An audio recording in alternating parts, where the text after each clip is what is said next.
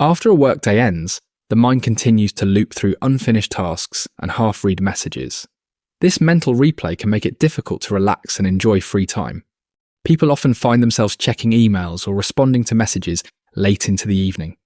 The constant connection to work can lead to increased stress and reduced quality of life. Setting clear boundaries between work and personal time can help mitigate these effects. Establishing a routine to wind down before bed can also improve sleep and overall well-being. Mindfulness practices and digital detoxes can be effective in managing this issue. Encouraging employers to promote a healthy work-life balance can have a positive impact. Ultimately, finding ways to disconnect and truly disconnect can lead to a more fulfilling personal life. Implementing these strategies requires conscious effort and a willingness to change habits. Deep work involves undisturbed concentration that challenges cognitive limits, producing results that are hard to replicate. Shallow work includes routine tasks that require minimal new thinking, often creating only temporary, visible activity. Modern jobs reward individuals who can quickly learn complex skills and perform at an elite level. This reward favours deep work, as it helps develop rare and valuable skills rather than repetitive, low-value tasks. One worker dedicates 2 uninterrupted hours to complete a challenging proposal, while another spends the day replying to messages. Both appear busy, but only the first produces meaningful results that change outcomes and teach new capabilities. When deep work is protected, a small amount of time can generate significant value and lasting confidence. When shallow work dominates, days are filled with activity, yet little meaningful progress is made, making it harder to justify ignoring distractions. Begin by listing the 2 or 3 projects that would be most important a year from now. Then schedule recurring blocks of time for those projects and treat all other tasks as supporting activities that must fit around them. High-quality work improves with time spent and intense focus, so depth enhances output.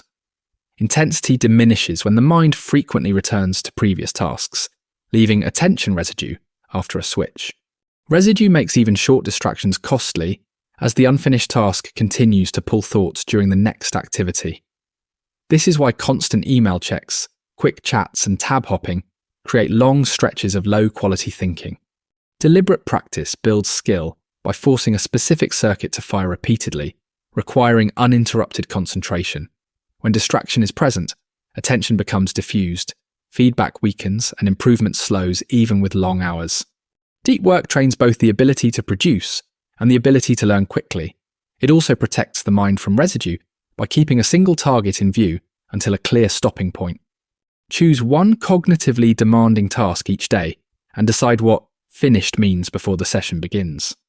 Work on it without switching context and keep a simple note to capture distractions instead of following them.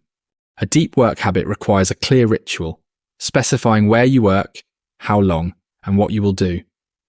The goal is to minimize decision friction, ensuring sessions begin quickly and rules remain consistent. Focus also involves training your mind to tolerate boredom, as craving stimulation makes distraction feel inevitable. If every idle moment is filled with phone use, concentration capacity declines, making deep work sessions feel more challenging. Someone who schedules a morning deep block and walks between meetings without checking feeds is practicing this tolerance. Another person grabs quick entertainment at each pause, then wonders why longer thinking feels uncomfortable and exhausting. The larger aim is to make focused time a default, so demanding projects no longer compete with constant novelty. When the ritual and boredom training work together, the mind enters a state of depth faster and stays there longer.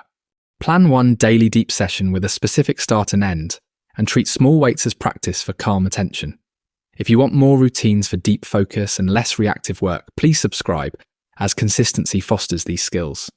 Digital tools should be selected with the same care as any craft tool, based on core factors that truly matter. The craftsman approach retains a tool only when its positive impact on these factors clearly outweighs any negatives. This differs from an any-benefit mindset, where one advantage alone justifies constant attention and repeated checking. When optional apps become default habits, they increase distraction and make it harder to maintain uninterrupted concentration. A professional lists success drivers such as producing original analysis and building trusted relationships, then evaluates each tool honestly.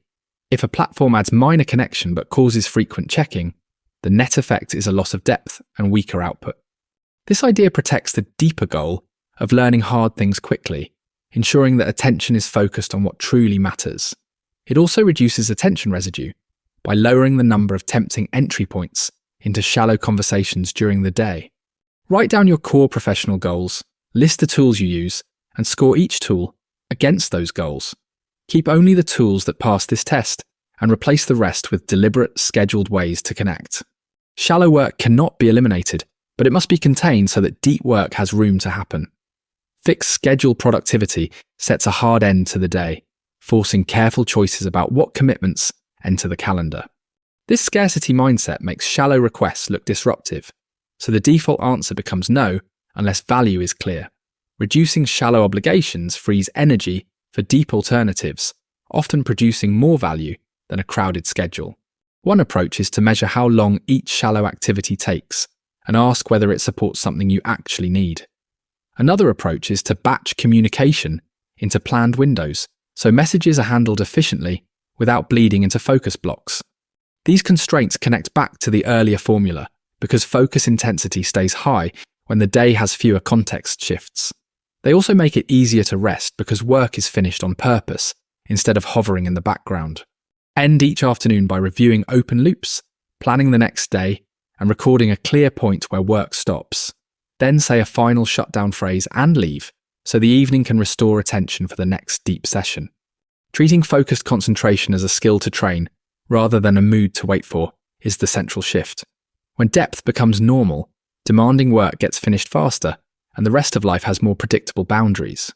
Deep work is protected by clear blocks, reliable rituals, and training against boredom and distraction. To reduce attention residue, avoid task switching, and contain shallow work with firm scheduling rules. Tools are chosen based on what truly supports professional success and personal well-being, not just convenience. This makes it easier to learn hard things quickly, as the mind repeatedly practices focus at full intensity.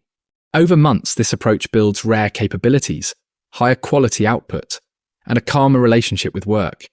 It also creates honest downtime, as evenings are protected and attention is not pulled back by unfinished loops. Pick one deep block tomorrow, choose a shutdown routine, and review tools and commitments that keep stealing focus. If these ideas help you build real concentration and protect your days, please subscribe for more step-by-step focus training.